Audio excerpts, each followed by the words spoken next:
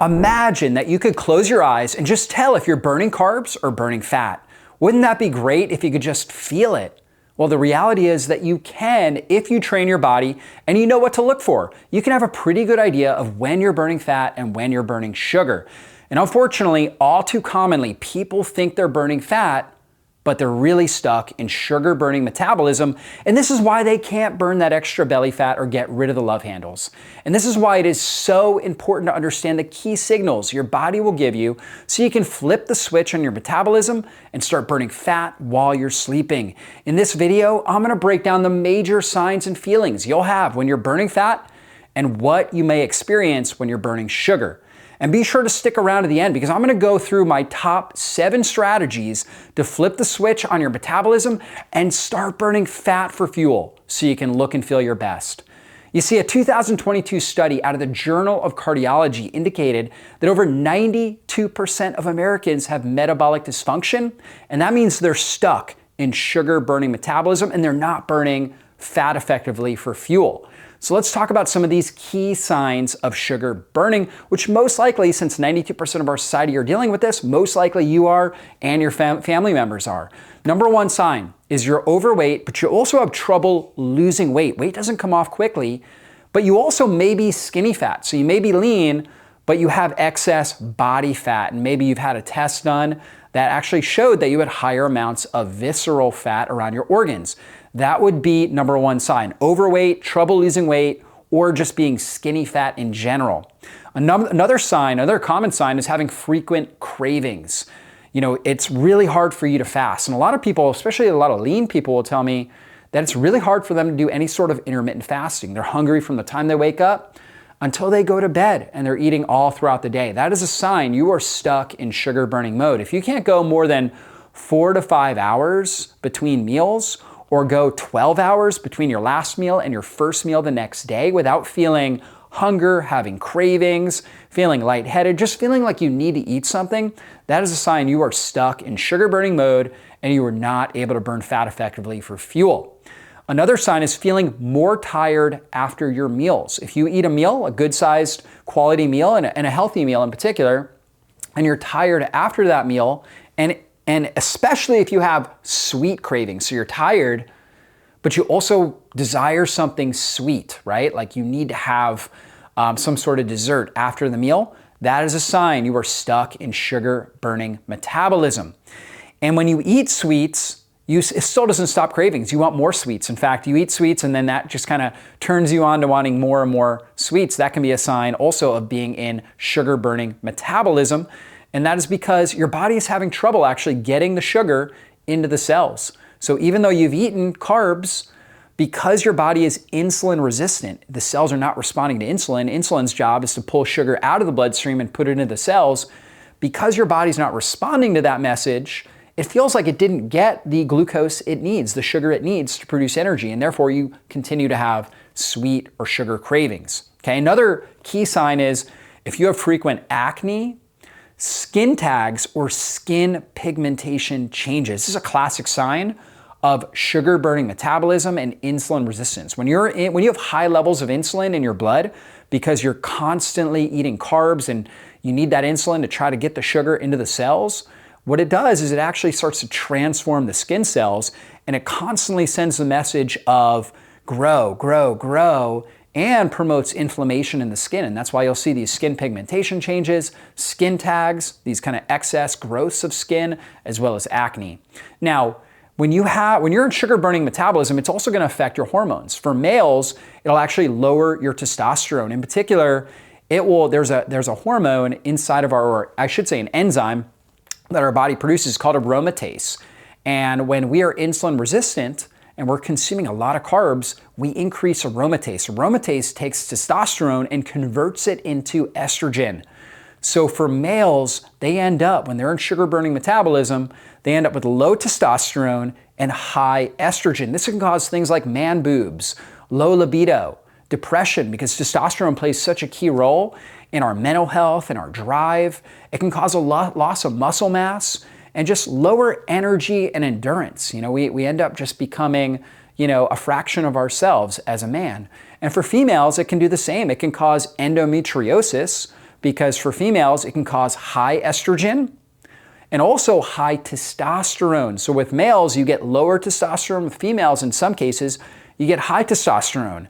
And when a female has high testosterone, one condition that occurs is something called PCOS, polycystic ovarian syndrome, where you end up developing cysts on the ovaries. And this can be really, really painful. But also, it can also cause high estrogen, which can lead to endometriosis, and where you get really heavy menstrual cycles and really problematic menstrual periods. It can cause lots of cramping, pain, all kinds of different issues, and infertility as well. So, it's really important to understand when you're stuck in sugar burning mode, it is affecting your hormones and causing a lot of problems in your body.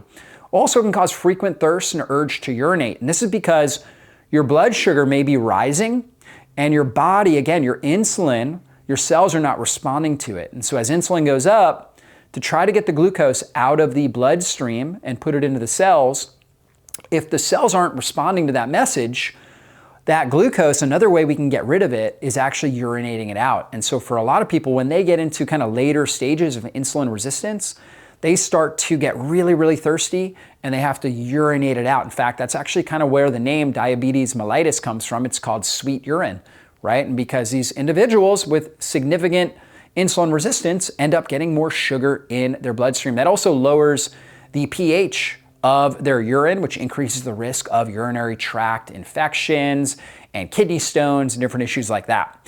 Now, one more sign would be high blood pressure and high triglycerides. If you're noticing that you have high blood pressure, your systolic, or the top number is over 140, the bottom number is over 90 or over 100 on a consistent basis, even when you're at rest, that is a classic sign you have high blood pressure. The number one cause of high blood pressure is high blood sugar and insulin resistance. And so by getting your body into fat burning, that's going to help bring down the blood sugar, or I should say blood sugar and blood pressure. It's going to help stabilize your blood pressure.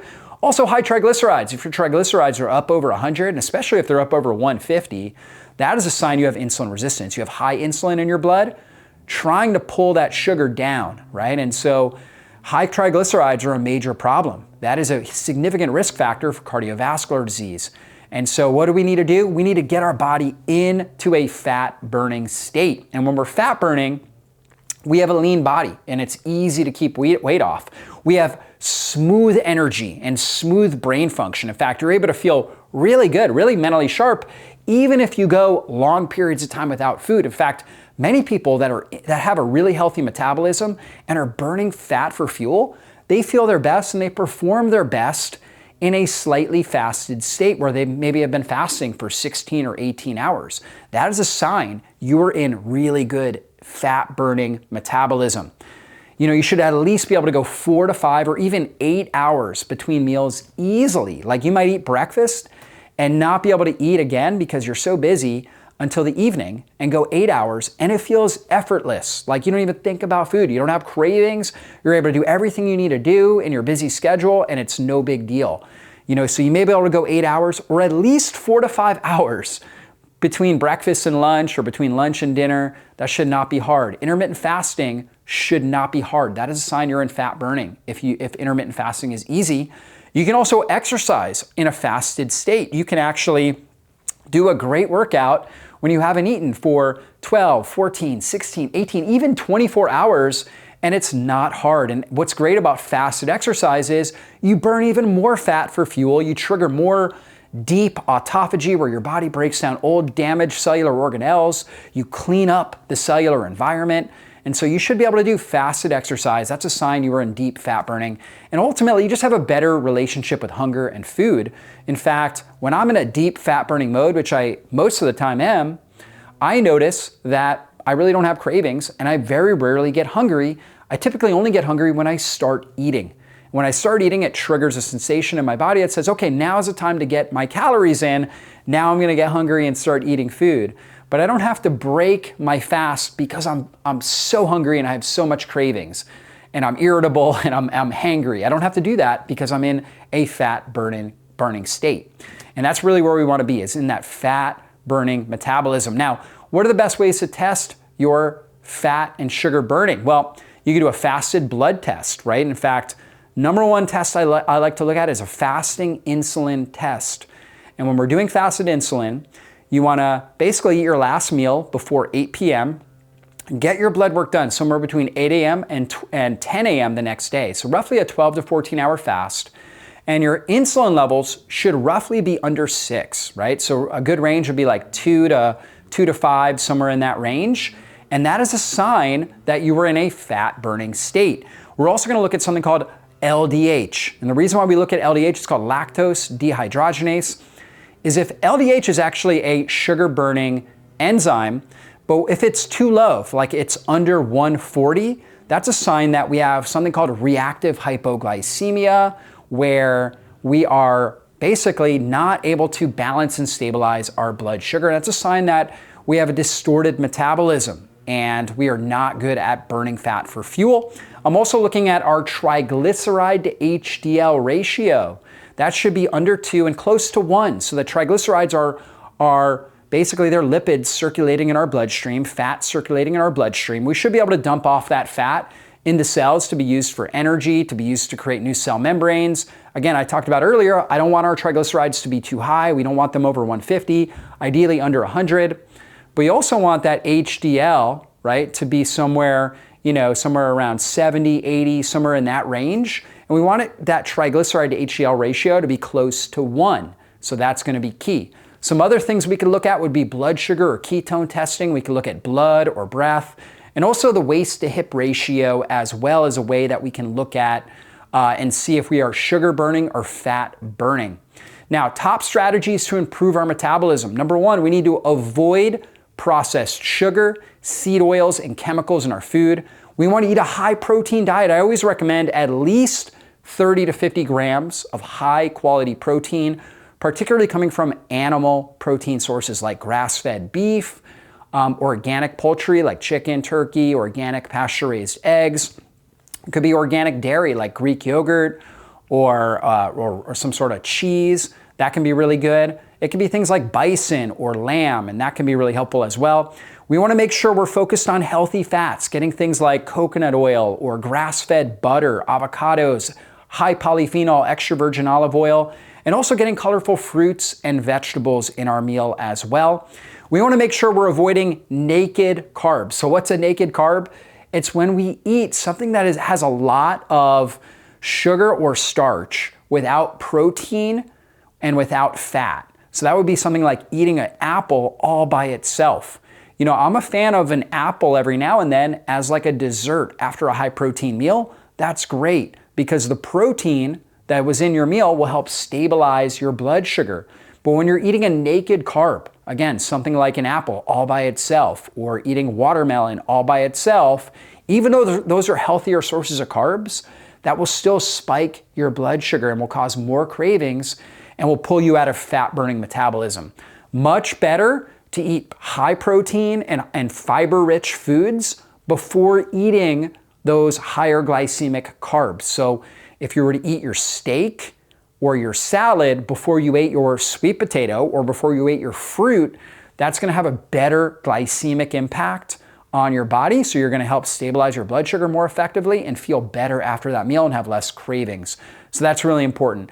Now you also wanna take a walk after meals. In fact, a 2025 study out of Nature showed that a 10-minute walk after a main meal can lower blood glucose levels by approximately 12%.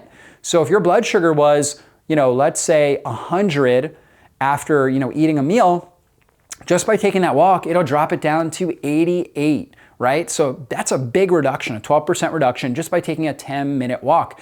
That has also been shown to be more effective at lowering peak blood glucose than a single 30-minute walk at any time during the day. So it's great to go out and take a 30-minute walk at any point during the day, but what's been shown to be most effective is a 10-minute walk after your meals. So you eat, go ahead and take a walk, pretty shortly after your meal, and that will help stabilize your blood sugar, get you back into fat burning. You also want to build muscle. You see, muscle is a glucose sponge. So doing resistance training, strength training, doing things like squats, deadlifts, push presses, pulls like rows or a pull down exercise, really compound exercises that are using a lot of your muscle mass and building muscle will actually act to push glucose out of your bloodstream and put it into the cells. You see, when you're building muscle, you activate this GLUT4 receptor. GLUT4 acts like insulin, so you don't need to secrete insulin to get sugar out of the bloodstream. That protein transporter will actually act like insulin and help attract glucose and pull it out of the bloodstream. And muscle can store a good amount of glucose. We call it glycogen. And the more muscle you have, and the more well-trained that muscle is, the more glycogen you can store. And this is key for keeping blood sugar under control and improving insulin sensitivity so you can burn fat. So build muscle. Do 3 to 5 days a week of resistance training. I like to alternate between upper body and lower body. So one day I might do upper body, the next day I might do lower body, the third day I might take off and rest and just get a lot of movement in, like a lot of walking, low intensity movement. And then day 4, I'll do upper body again, where I'm doing a lot of push-pull exercises. Day 5, I'm doing lower body again. And then day 6, I'm resting again, and continue on a cycle like that. And that can really help you build the muscle you want for longevity, for great fat burning, and to keep your blood sugar under control. Now, another tip would be to use apple cider vinegar or lemon juice in water before meals. That has been shown to reduce the glycemic impact pretty significantly after a meal. And so just taking something like a tablespoon of apple cider vinegar or lemon juice in, let's say, 4 ounces of water can significantly drop the impact of whatever carbs you're consuming in that meal. Also, the apple cider vinegar and lemon juice actually enhance digestive juice production. So you produce more stomach acid, bile, and pancreatic enzymes to digest your meal more effectively. So you're able to have less stress in your digestive system and be able to have better blood sugar metabolism with that meal. That is a win-win. And finally, you can also use MCT oil with meals. What is MCT oil? It's medium chain triglyceride oil. In particular, there's 3 different types of MCTs, C8, C10, and C12. The C8 only MCT oil is the most effective. And what it does is it turns immediately into ketones in your bloodstream. Those ketones travel into your brain and they suppress hunger and cravings. And so you get a lowered appetite response. You know, a lot of people are utilizing things like semaglutide, Ozempic, Wegovy, these GLP-1 agonists to help suppress their appetite. Unfortunately, those drugs have a lot of side effects. MCT oil works just as good, if not better, especially when combined with a high-protein diet, as any sort of GLP-1 drug without the side effects. And in fact, actually great benefits. MCT oil has been shown to help improve cognitive function, so your ability to think sharply and quickly. It's reducing inflammation throughout your body and helps you eat less. So it helps with more appetite control, more satiety, and better fat burning. Now, if you want to take it to the next level, you can also use helpful supplements. Things like turmeric or curcumin, which is the active ingredient in turmeric, can help support blood sugar. You can do something like 500 milligrams twice a day with meals. You can use something like berberine. Berberine is great. A lot of people are using that instead of using even diabetic drugs like metformin, and they're using berberine, something like 500 to 1,000 milligrams with meals twice a day. Omega-3 fatty acids, taking 1 to 2 grams of high-quality omega-3s from a fish or krill source can be really helpful. Always take that with meals. Alpha-lipoic acid. You can do something like 300 to 500 milligrams twice a day of alpha-lipoic acid, which can be really beneficial for blood sugar stability and insulin sensitivity. Chromium and vanadium, which you can get in multivitamins, and taking something like 250 micrograms or 500 micrograms, somewhere in that range of chromium and vanadium, can be really, really helpful as well for stabilizing blood sugar and improving insulin sensitivity. So hopefully you guys got a lot out of this video. Please share it with somebody that you know and that you care about. Be sure to check out drjockers.com where we have tons of helpful ebooks and e-guides to download so you can continue on your fat burning journey. Be blessed.